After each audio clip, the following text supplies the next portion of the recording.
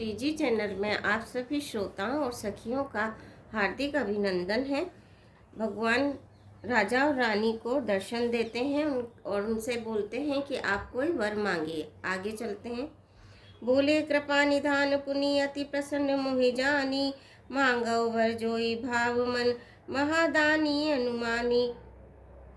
फिर कृपा निदान भगवान बोले, मुझे अत्यंत प्रसन्न जानकर और बड़ा भारी दानी मानकर जो मन को भाए वही वर मांग लो। प्रभु के वचन सुनकर दोनों हाथ जोड़कर और धीरज धरकर राजा ने कोमल वाणी कही, हे नाथ, आपके चरण कमलों को देखकर अब हमारी सारी मनोकामनाएं पूरी हो गई।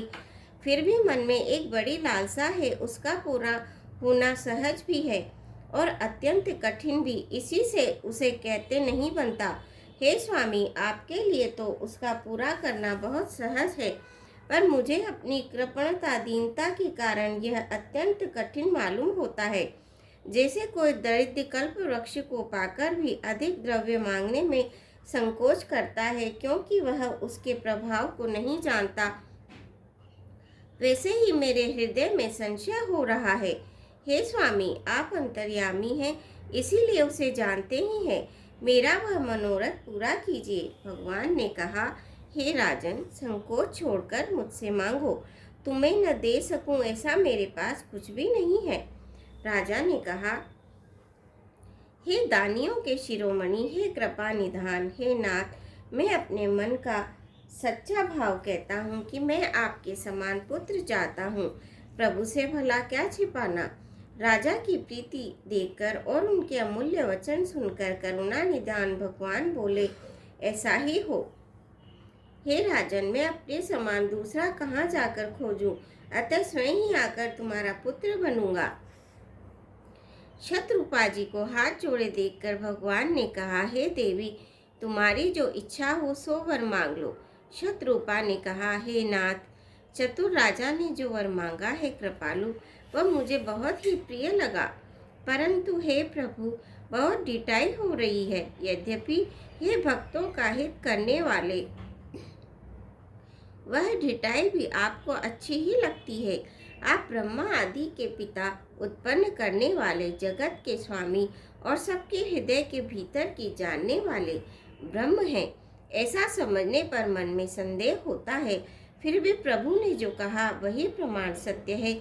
मैं तो ये मांगती हूँ, हे नाथ, आपके जो निर्जन हैं, वे जो अलौकिक अखंड सुख पाते हैं और जिस परम गति को प्राप्त होते हैं, हे प्रभु, वही सुख, वही गति, वही भक्ति, वही अपने चरणों में प्रेम, वही ज्ञान और वही रहन सहन करके कृपा करके हमें दीजिए। रानी की कोमल गूढ़ और मनोहर श्रेष्ठ वाक्य रचना सुनकर कृपा के समुद्र भगवान कोमल वचन बोले, तुम्हारे मन में जो कुछ इच्छा है वह सब मैंने तुमको दिया, इसमें कोई संदेह न समझना। हे माता, मेरी कृपा से तुम्हारा अलौकिक ज्ञान कभी नष्ट न होगा। तब मनु ने भगवान के चरणों की वंदना करके फिर कहा, हे प्रभु, मेरी एक विनती और है। आपके चरणों में मेरी वैसी ही प्रीति हो जैसी पुत्र के लिए पिता की होती है। चाहे मुझे कोई बड़ा भारी मूर्ख ही क्यों न कहे, जैसे मणि के बिना सांप और जल के बिना मछली नहीं रह सकती, वैसे ही मेरा जीवन आपके अधीन रहे, आपके बिना न रह सके। ऐसा वर मांगकर राजा भगवान के चरण पकड़े रह गए। तब दया के निधान भगवान ने कहा, ऐसा ही हो। अब तुम मेरी आज्ञा मानकर देवराज इंद्र की राजधानी अमरावती में जाकर वास करो। हे तात, वहाँ स्वर्ग के बहुत से भोग भोगकर तुम काल बीत जाने पर तुम अवध की राजा होंगे। तब मैं तुम्हारा पुत्र होऊंगा। इच्छा निर्मित मनुष्य रूप सजकर मैं तुम्हारे घर प्रकट होऊंगा। हे तात, मैं अपने अंशों सहित देह धारण करके भक्तों को सुख देने वाले चरित्र करूंगा, जिन चरित्रों को बड़े भाग्यशील मनुष्य आदर सहित सुनकर ममता और मत त्याग कर भव सागर से तर जाएंगे। आदि शक्ति यह मेरी माया भी, जिसने जगत को उत्पन्न किया है, अवतार लेगी। इस प्रकार मैं तुम्हारी अभिलाषा पूरी करूँगा। मेरा प्रण सत्य है, सत्य है, सत्य है। कृपा निदान भगवान बार बार ऐसा कहकर अंतर्ध्यान हो गए। वे स्त्री पुरुष यानी कि राजा रानी भक्तों पर कृपा करने वाले भगवान को हृदय में धारण करके कुछ काल तक उस आश्रम में रहे। फिर उन्होंने समय पाकर सहज ही बिना किसी कष्ट के शरीर छोड़कर अमरावती इंद्र की पुरी में जाकर वास किया। याज्ञवल्क्य जी कहते हैं, हे भरद्वाज, इस अत्यंत पवित्र इतिहास को शिवजी ने पार्वती जी से कहा था। अब श्री राम के अवतार लेने का दूसरा कारण सुनो। यह इतिहास पुनीत अति उमय कई वृषिकेतु, भरद्वाज सुनो अपर मुनि, राम जन्म कर हेतु।